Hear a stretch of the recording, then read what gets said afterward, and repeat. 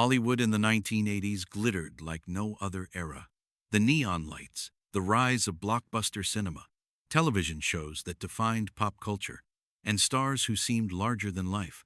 But behind the champagne parties and red carpet smiles lurked something darker: petty rivalries, vicious rumors, and battles that went far beyond the screen. It was a decade not just of glamour, but of toxic feuds that tore at the heart of the industry. From actresses who turned on each other with venomous words while tabloids feasted, to leading men whose egos clashed so violently that film sets became war zones, these rivalries shaped careers and ruined reputations. Some began with small slights and ballooned into decade-long hostilities. Others left bruises, both physical and emotional, that never quite healed. In this story, we'll revisit the 5 toxic feuds that defined the 80s. The fights that weren't staged for cameras but happened when the spotlights dimmed. These are the tales of betrayal, ego, and rage that remind us Hollywood's golden glow often hides shadows. In the glamorous world of primetime soap operas, no show captured the essence of the 1980s quite like Dynasty. With its sprawling mansions, dripping diamonds, and endless scheming, it was a cultural juggernaut. But what the audience didn't know was that the most intense feud wasn't written in the scripts. It was happening between its 2 leading ladies, Joan and Linda Evans. On screen, Collins played the venomous Alexis Carrington, while Evans embodied the dignified Crystal. Their catfights became iconic television moments, shattering ratings records and inspiring endless parodies. But soon, the line between fiction and reality blurred. The actresses, thrown into constant comparison by producers and the press, developed a chilly rivalry that only grew sharper as Dynasty's popularity soared.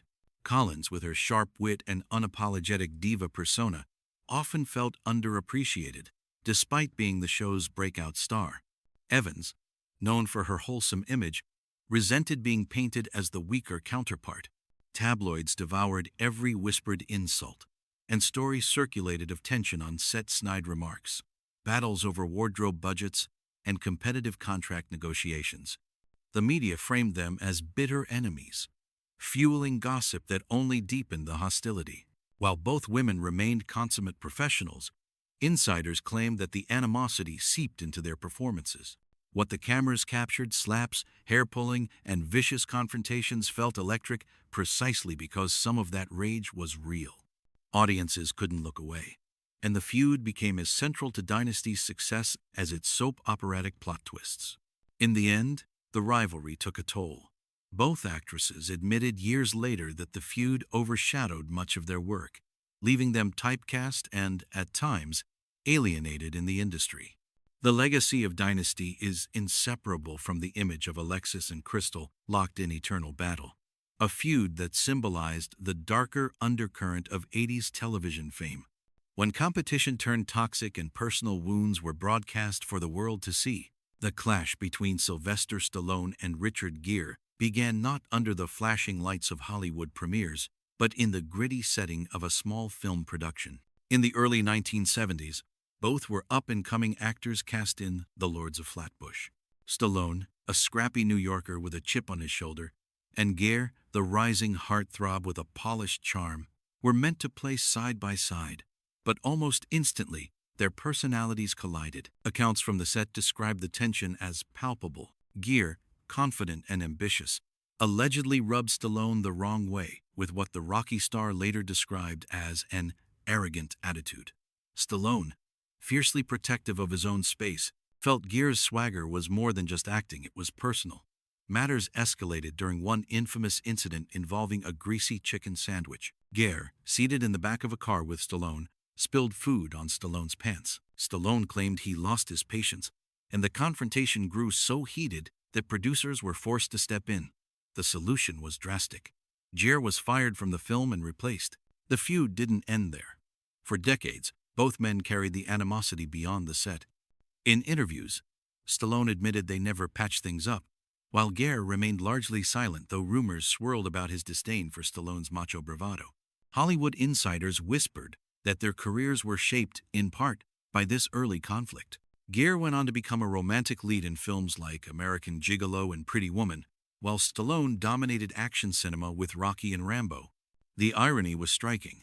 Both became mega stars of the 80s, often at opposite ends of Hollywood's spectrum. Where Stallone built a brand on sweat, muscles, and grit, Gere epitomized smooth sophistication. And yet, the memory of that feud lingered. It wasn't just two men arguing on a film set, it was a clash of egos, styles, and visions of what a Hollywood star should be. The Stallone-Gere feud remains a symbol of how fragile Hollywood relationships can be. One spilled sandwich spiraled into decades of hostility, proving that in the 80s, even a minor on-set squabble could become a toxic rivalry that colored an entire era. Few celebrity unions in the 1980s generated as much fascination or as much chaos as the marriage between Sean Penn and Madonna. On paper, it looked like the ultimate Hollywood power couple. He was a fiery young actor gaining acclaim. She was the reigning queen of pop, whose fame eclipsed nearly everyone else. Together, they seemed unstoppable. But behind the glamour, their relationship was a storm of jealousy, violence, and tabloid frenzy that spiraled into one of the most toxic feuds of the decade. From the beginning, their marriage in 1985 was volatile. Penn's infamous temper clashed with Madonna's rising stardom, creating constant conflict. The paparazzi, ever hungry for scandal, followed them relentlessly, often provoking Penn into physical altercations. Headlines about his violent outbursts dominated tabloids, painting him as uncontrollably aggressive. Madonna, equally unafraid of confrontation, often gave as good as she got, and their rows became legendary in Hollywood gossip columns. The most disturbing episodes, however, occurred behind closed doors. Allegations of domestic abuse, including an incident where Penn reportedly tied Madonna to a chair and assaulted her, shocked the public when they surfaced. Though Madonna later downplayed some of these claims, the image of their toxic union had already taken root. For many, they embodied the darker side of celebrity marriage, passion that burned too hot and turned destructive. Their fights weren't just personal, they were public theater. At one point, Penn spent time in jail after assaulting a photographer. Madonna, meanwhile, often used her music and performances to channel the turbulence of their relationship, leaving fans guessing how much of her art was drawn directly from her painful reality. By the time they divorced in 1989, the damage was irreparable. Both would move on, Madonna to even greater pop dominance and Penn to a celebrated acting career. But the scars of their toxic marriage lingered in the public imagination. For the press, the Penn-Madonna saga wasn't just a celebrity breakup. It was a cautionary tale of what happens when fame, ego, and unchecked anger collide. In the end, their feud was less about professional rivalry and more about the personal implosion of two of the decade's most famous figures. And yet, it reinforced a truth about 80s Hollywood. Sometimes the most toxic feuds happened not between rivals, but between lovers. Saturday Night Live was the beating heart of comedy in the late 1970s and early 1980s. It launched the careers of countless stars, but it also bred rivalries as fierce as any Hollywood drama. Among the most notorious was the feud between Bill Murray and Chevy Chase, two comedy giants whose animosity boiled over in spectacular fashion. Chase was one of SNL's original stars, leaving the show in 1976 at the height of his fame. When he returned in 1978 to host, tensions with the remaining cast members were already high, none more so than with Bill Murray, who had replaced him as the show's breakout comedian. Resentment simmered. Murray reportedly thought Chase had abandoned the show for movie stardom, while Chase allegedly dismissed Murray as his inferior. The hostility reached its peak backstage just minutes before a live broadcast. Accounts vary, but most agree that insults escalated quickly into physical blows. Murray allegedly hurled a brutal insult about Chase's troubled marriage, while Chase snapped back with a jab about Murray's looks. The confrontation exploded into a fistfight, breaking apart only when fellow cast members dragged them off each other. Shockingly, Chase then walked out to deliver his opening monologue on live television, bruised ego hidden behind a forced smile. Though the fight ended that night, the bitterness lingered for years. Both men went on to successful careers, Chase in films like Caddyshack and National Lampoon's Vacation, Murray in classics like Ghostbusters and Groundhog Day. But their feud remained legendary, a cautionary tale of how ego and insecurity can turn colleagues into enemies. What made this rivalry especially toxic was how public it became. SNL was already known for behind-the-scenes drama, but the Murray-Chase fight set a new standard. Fans and tabloids reveled in the spectacle, painting the two as comic geniuses whose hatred fueled their work.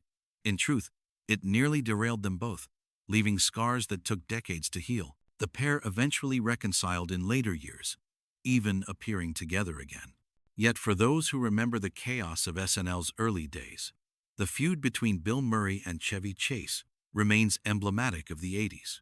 Brilliant talent, unchecked egos, and explosive clashes that blurred the line between comedy and combat. The 1980s were defined by a dramatic shift in Hollywood filmmaking. On one side stood the new era of blockbuster visionaries, directors like Steven Spielberg, whose films such as E.T. and Indiana Jones captured audiences worldwide and redefined mainstream cinema. On the other side were auteurs like Michael Cimino, whose ambition for sprawling, uncompromising epics seemed out of step with changing tastes.